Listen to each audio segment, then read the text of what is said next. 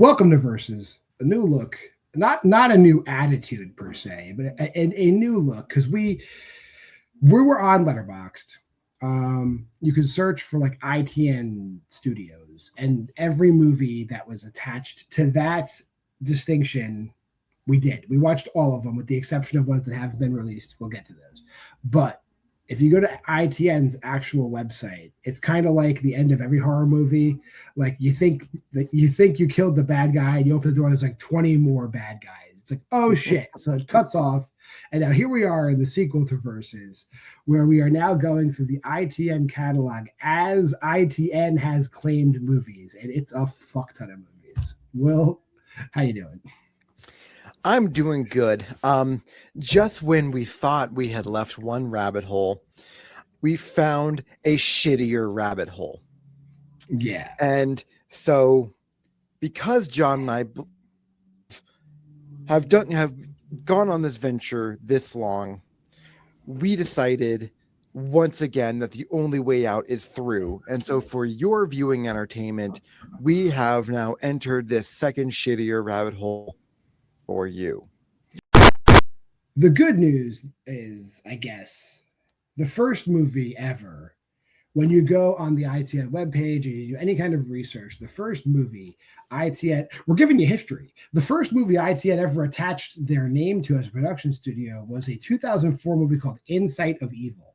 Now, you will not find this movie anywhere. It used to be on Tubi. It's not on Tubi anymore. It used to be on Amazon Prime. It's not on Amazon Prime anymore. Some maniac went on YouTube and sped it up and reversed it and zoomed it in and made it blurry. And that's the only version of Inside of Evil you can watch. And we're not even going to suggest you do that because I don't even know if it's fair to even like judge the movie based on the version that they're giving to us as a public. Correct. Like, just to give you a little bit of background, like this episode is going to be a little bit different because we're not even going to show you clips of this thing because it looks shitty on a level that's not fair to the movie itself. I'd have to forensically deconstruct and put it the way it's supposed to be, and I don't feel like it. No, this movie, like the movie sucks to begin with, but it sounds like. You know, like everyone who knows me knows that I am an expert at Alvin and the Chipmunks. So when I was just like watching, when I just started watching them and hearing all the people literally sound like Alvin and Simon bitching at each other for the entire long runtime of the YouTube video, it just became distracting.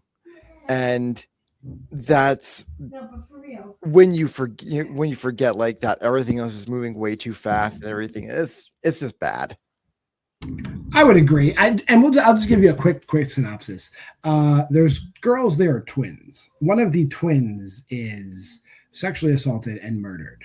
Like, we kind of get that in the beginning of the movie, whatever, but she's definitely missing, right? And I don't care if I spoil this movie. No one's gonna watch it.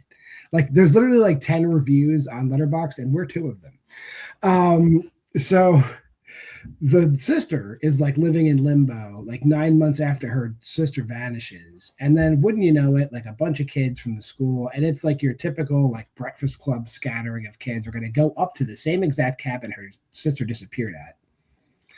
Well, it does it sound stupid? Yes, it is. And then when they get up there, like wacky, like Evil Dead shit. Like legitimately, like some of the plot points from Evil Dead like happened. And it's like, okay, at least you're a fan of a good movie. So it's that, and then it's also like since it was the house that the sister was murdered in, and it turns out one of the kids that is in this group of kids was also the murderer. It's like it's too coincidental because I don't feel like anybody planned for it to happen. But am I making sense?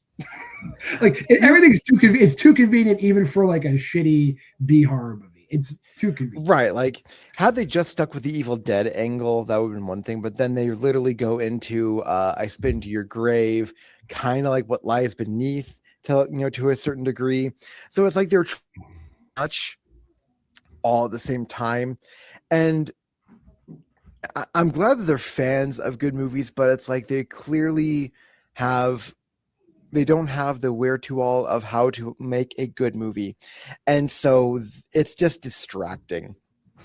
I agree, and like they even have like all like they have the one character who's like a drug dealer, and one character who's like a prankster, and the one girl's like a slut. It's like everything is just like it's so like color by numbers that it's offensive.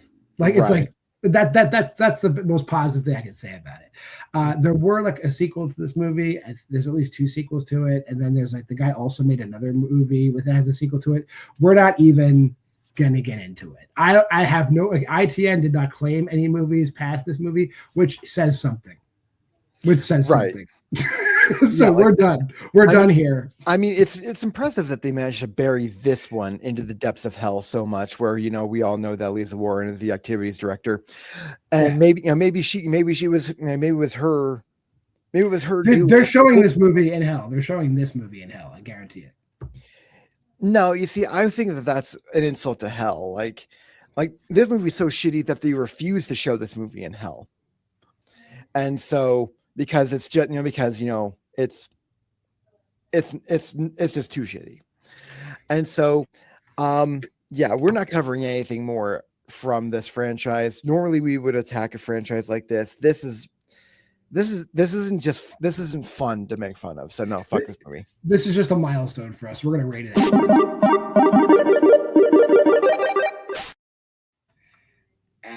Even if I watched like a fully pristine version of this movie, I don't even know, like, given like the acting and like the weird video toaster special effects they put in this thing, and it just like the writing. This is a very good movie if you told me like a bunch of high school juniors and seniors made it, but that's not what happened. So this is a 1-star movie. I think I'd be like, I also gave this a 1-star movie, but I'm actually going to be a lot meaner about it. Like, had you told me that my 7-year-old son and a bunch of his friends learned about like filmmaking and video editing, and they made this level of movie, I would be impressed. Or if you told me that this was featured in the special arts, the special ed arts fair from Happy Death Day that we never got to see, I would be impressed. But allegedly competent adults making this level of a film is fucking stupid, especially given that this was in 2004 and it looked like it was like worse than Sam Raimi's original Evil Dead. So no, 1 star. Fair enough.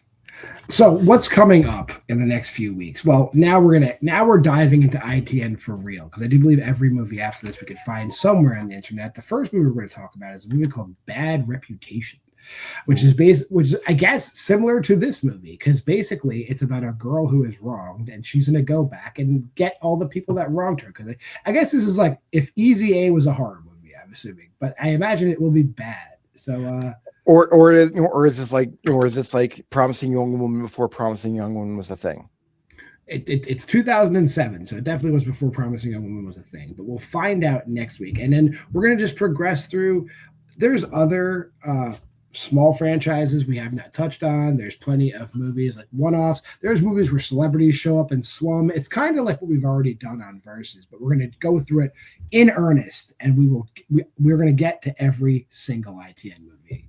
So help me if it kills me. So help us, John. But yeah, this is of course this has been Versus. We have a brand new intro, same stupid attitude that we've had going into this. So tune in next week. If you made it this far in the video, of course, do all the things like, share, and subscribe to the video, and join us over here on our Letterboxd challenge that we have going on. John, have I missed anything? Yeah, you go to the Facebook group of Why We Love Horror too. We'd love to see you there. Until next time, until next week, we talk about Bad Reputation. I'm JWMaher. That's Will Cohen. This has been Versus.